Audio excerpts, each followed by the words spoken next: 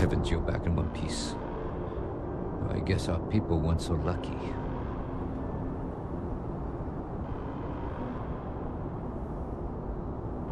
The few protecting the many. And it would have been plenty more if it hadn't been for the two of you. The city owes you both a debt after this. We were just in the right place at the right time. Captain, we should report back to the President. Let her know the Terramorphs have been dealt with. Take care of yourself, Sergeant.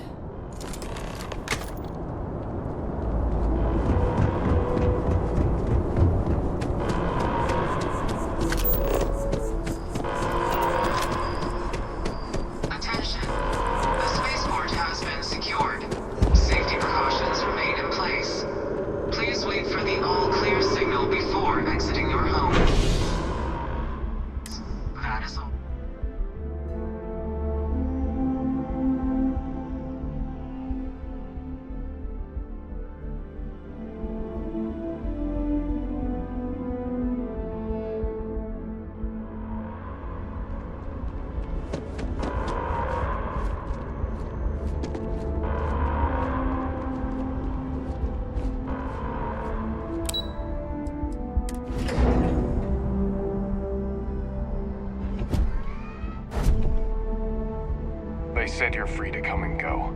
That's a relief to hear. Captain? Hadrian? It would appear that the Cabinet owes you our thanks for what you did for the city today. As well as an apology. Your concerns about the Terramorphs, well, consider them validated. Thank you, ma'am. Of course. I only wish we could have acted sooner. Now, after today's events, the Cabinet has decided to revisit its previous decision. We will be supporting your collection of the Terramorph data from the archives, as well as a subsequent investigation into the nature of these attacks. But to accomplish those goals, we're going to need the right people in the right places. As such, the Cabinet has authorized me to reinstate you, Hadrian, effective immediately, to your former rank of Major. As soon as we've got the data in hand, we want you investigating these attacks and how to stop them. Will you do this? Yes. Yes, ma'am. I'd be honored. Excellent. But as you've both made clear, for such an investigation to succeed, first, we're going to need someone to convince the Freestar Collective and House Varun to play ball. Someone who knows precisely the sorts of dangers the colonies and all the galaxy are facing right now. The Cabinet wants you, Captain, to be that representative.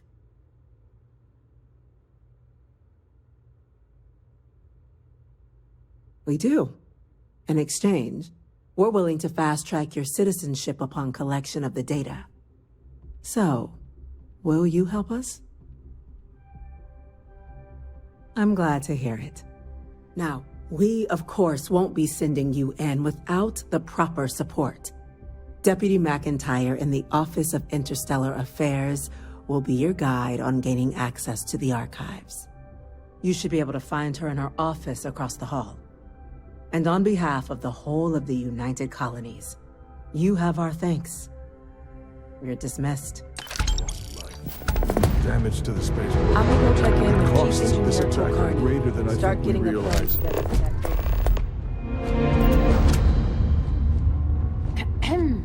Chief Yassine, these orders can't be... Yes. Yes, sir. Consider it done.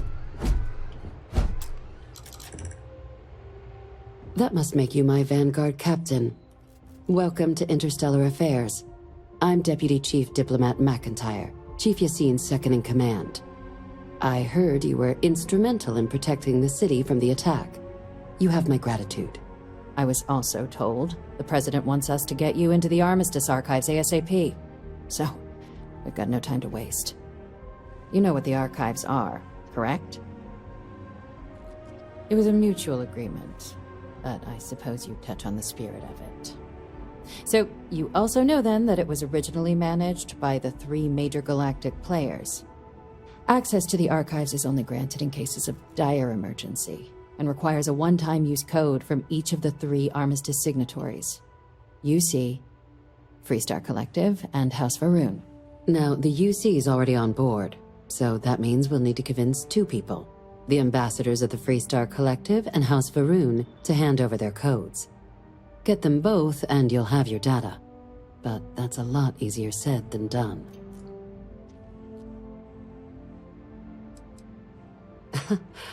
It won't be. Both ambassadors have reasons they won't, or can't, work with us. Now, I'll provide guidance on how we believe you can acquire each code, but ultimately, it'll be up to you to get them both to cooperate. And I do mean cooperate. Threats and violence are off the table here. Though that doesn't mean we can't get creative. But it does mean we need to get you up to speed on who you're dealing with. Who do you want to start with? Ambassador Radcliffe of Freestar, or Ambassador Balmore of House Varun? Ah, the good Ambassador Radcliffe. She's a veteran of the Colony War, and her only goal in life is to make ours miserable. Now, officially, our office is suggesting you try and negotiate with her. Use your experiences as a member of the military and with the threat we're facing to convince her to lend her support. And who knows? Maybe that'll work. Stranger things have happened. But my suspicion is we're going to have to rely on other tools to get her code.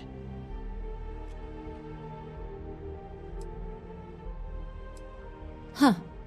Well, if that's the case, I'll wait to be pleasantly surprised. But we do have one item up our sleeve. UC Intelligence has a recording device planted in the ambassador's living quarters, which we suspect you can use to your advantage. But getting caught trespassing is a quick way to land yourself in an embassy holding cell. So, if you are going to try and access the device, you're going to need to find a way in there without being seen. Report suggests there's a disgruntled staff member you might be able to pump for intel. Maybe even convince to work with you.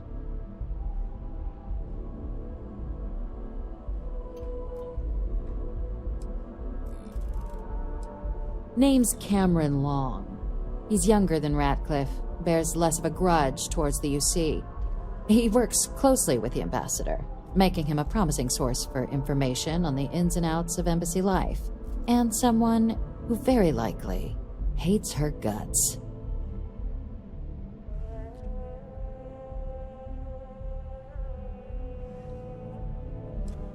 Yes, many. Don't steal anything. Don't get caught anywhere you're not supposed to. Absolutely do not harm anyone. If something goes wrong, we'll do our best to smooth things over, but I can't make any promises.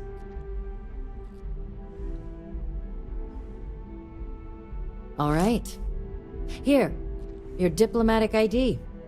I'll give them a heads up you're on your way. Not likely to let you through the door otherwise.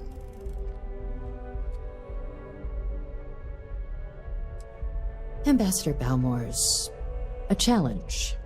When the rest of House Varun retreated into seclusion shortly after the signing of the armistice, Balmore stayed here. He's since lent his support to a small number of archival requests, so there's real hope he might again. Though claiming to know how a member of House Varun thinks is a quick way to earn yourself a psych eval.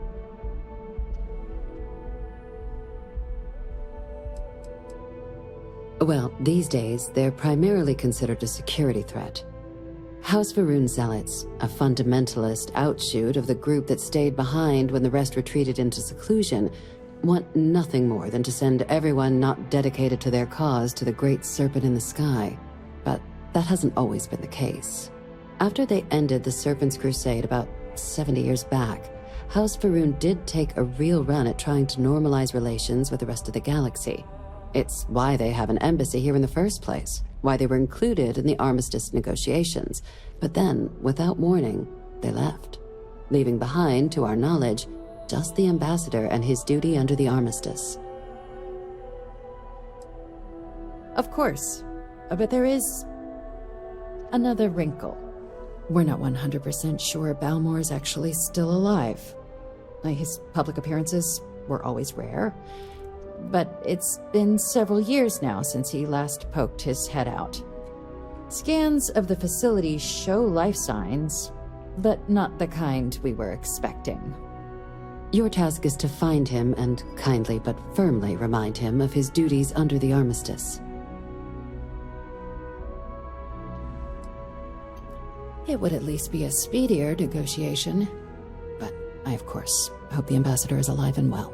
Now, the embassy front door isn't an option, but our spies have stated there's a side entrance that should allow you access. Here, this device should get you all the way down to the embassy interior. Once you're inside, though, finding the ambassador is going to be up to you. And fair warning, we received a report that alarms might have been tripped inside the embassy during the attacks. Watch out for automated security in there. Now, if you have additional questions or require clearance for a new approach we haven't already discussed, don't hesitate to ask. I'd suggest you start with Ambassador Radcliffe. Approach her while the attack is still fresh in her and her staff's mind. Be smart out there, Captain.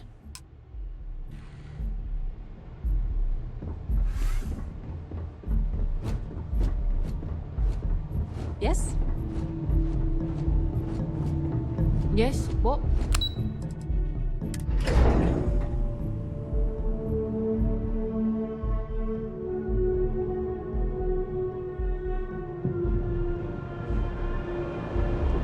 By the way, Captain, Sergeant Yugi was looking for you. Sounds like he's got more work.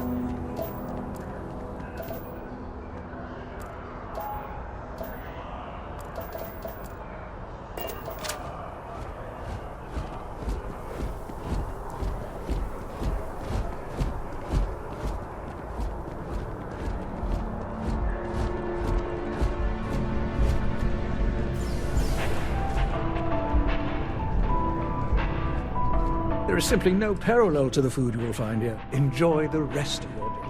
Remember the piece of surprise? It was almost pure vodka. That was fun.